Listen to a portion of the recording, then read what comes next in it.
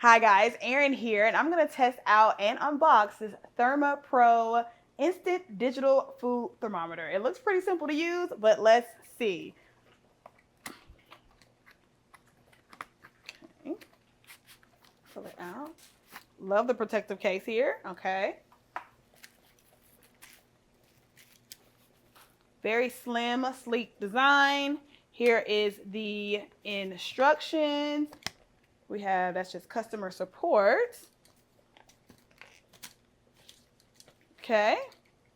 This has a Celsius and Fahrenheit converter on the back, and as well as an easy on and off power button.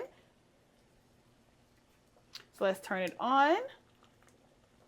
It is in Fahrenheit right now, you guys, and water boils at 212 degrees Fahrenheit. So that's what we're going to leave it on.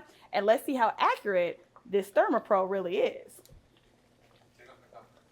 I'm going to take off the cover first before I put it in the water. I thought it was just a different color. I was like, this is different.